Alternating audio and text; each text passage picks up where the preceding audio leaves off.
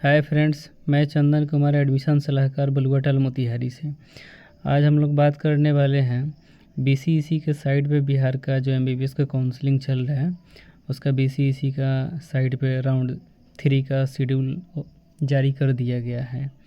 उसके बारे में हम लोग जानेंगे क्या उसका रूल है और कब उसको रजिस्ट्रेशन करना है, कब उसका चॉइस फिलिंग करना है, उसके बारे में हम लोग देखेंगे। इस रूल को आप एक बार ध्यान से देख लेंगे। रूल में आपको हम संक्षिप्त में बता दे रहे हैं। रूल में यही है कि जो बच्चा फर्स्ट राउंड सेकेंड राउंड में जो बच्चा रजिस्ट्रेशन करा करके सीट अलॉटमेंट करा करके अपना एडमिशन कर लिया है, जो एडमिशन की प्रक्रिया पूर्ण कर लिया है, उसको फिर से दोबारा रजिस्ट्रेशन करने का कोई आवश्यकता नहीं है। या कोई भी बच्चा ऑल इंडिया के माध्यम से या डीम्ड के माध्यम से एडमिशन किसी और भी स्टेट में एडमिशन ले लिया है, उसको भी इस राउंड के लिए एलिजिबल नहीं माना जाएगा। वैसा अभ्यर्थी जैसे जो बच्चा फर्स्ट राउंड में रजिस्ट्रेशन किया था, सेकेंड राउंड में रजिस्ट्रेशन किया था और वो बच्चा अपना चॉइस फिलिंग किया हुआ था और उसको कोई भी अभी तक, चाहे एमबीबीएस हो चाहे बीडीएस हो, कोई भी सीट उसको अभी तक अलॉटमेंट नहीं हुआ है, वो बच्चा को सिर्फ विलिंगनेस का जो फॉर्म है उसको सबमिट कर देना है। उसको साइट पे जाना है और विलिंगनेस का फॉर्म भर देना है। उसी से उसका और वही उसका सिक्योरिटी मनी रहेगा, उसी से उसका कंटिन्यू हो जाएगा और राउंड 3 के लिए एलिजिबल हो जाएगा। जो बच्चा को अभी तक कोई भी सीट नहीं मिला है उस बच्चे के लिए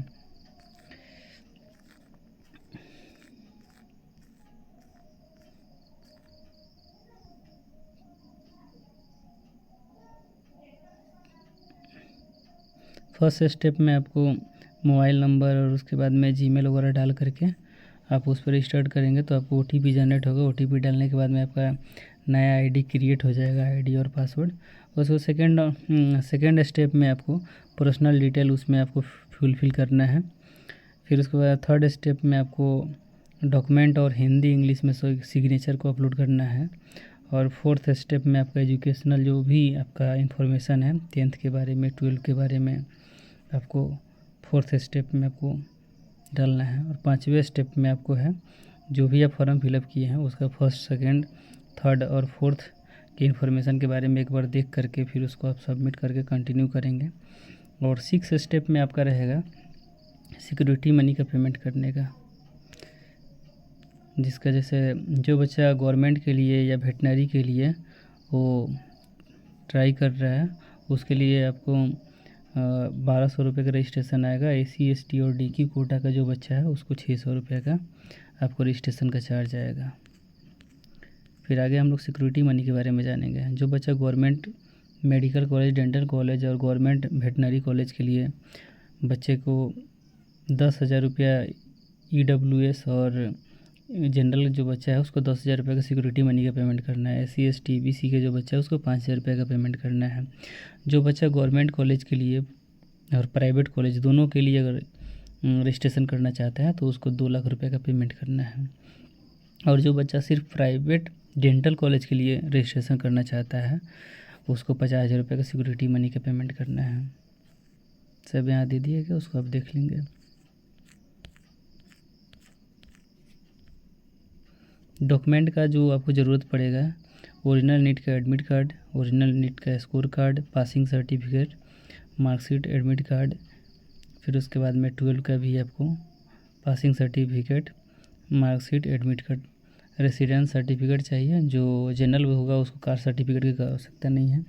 जो बच्चा आपको आरक्षित जो आता है SC ST OBC वगैरह EWS तो उसके लिए कास्ट सर्टिफिकेट चाहिए। वो गवर्नमेंट कॉलेज के लिए, अगर प्राइवेट से है तो अगर जनरल भी सीट भरता है तो उसको कोई इशू नहीं है। आगे हम लोग जो शेड्यूल है उसके बारे में हम लोग जानेंगे। जैसे वेबसाइट पे आपको 1 नंबर कॉलम में दिया हुआ अपलोडिंग ऑफ सीट मैट्रिक्स, जो आपको वेबसाइट पे BCG के साइट पे आपको 14 तारीख को, आपको 14 अक्टूबर को BCG के साइट पे जो वैकेंट सीट जो आ रहा है उसके बारे में आपको अपलोड कर दिया जाएगा। विलिंगनेस फॉर राउंड 3 काउंसलिंग के लिए जो बच्चा जो फर्स्ट राउंड सेकेंड राउंड में ऑलरेडी पहले से रजिस्ट्रेशन कर रखा है उसके लिए विलिंगनेस फॉर्म है। तो वो बच्चा को सिर्फ विलिंगनेस में जा कर के आगे के काउंसलिंग के लिए पार्टिसिपेट करना चाहता है या NRI में कोई चेंजिंग वगैरह करना चाहता है तो उसके लिए दिया हुआ है। आपको 15 अक्टूबर से लेकर के 19 अक्टूबर के बीच में विलिंगनेस का आप फॉर्म डाल सकते हैं। रात 11:59 यानी 12 बजे रात तक आप विलिंगनेस को डाल सकते हैं। और जो बच्चा फर्स्ट राउंड सेकेंड राउंड में रजिस्ट्रेशन नहीं किया है उस बच्चे के लिए 3rd नंबर कॉलम पे दिया हुआ है। फ्रेश रजिस्ट्रेशन का जो स्टार्टिंग डेट है वो 15 तारीख से स्टार्ट है और आपको जो लास्ट डेट है रजिस्ट्रेशन का क्लोजिंग डेट वो 19 अक्टूबर 2024 को रात 10 बजे तक वो पेमेंट कर सकता है। और पेमेंट जो करना है वो आप डेबिट कार्ड से कर सकते हैं, क्रेडिट कार्ड से कर सकते हैं, यूपीआई से कर सकते हैं, इंटरनेट बैंकिंग से कर सकते हैं। जो आपको 19 तारीख को यानी 19 अक्टूबर 2024 को 12 बजे रात तक का पेमेंट कर सकते हैं।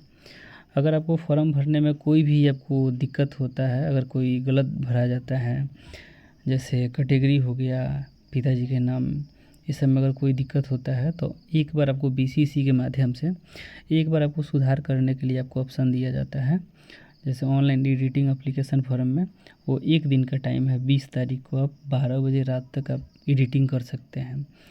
पब्लिक्स ऑफ रैंक कार्ड यानी मेरिट लिस्ट तीसरे राउंड का 22 तारीख को 8 बजे रात के बाद में आपको जारी कर दिया जाएगा बीसीसी के साइट पे।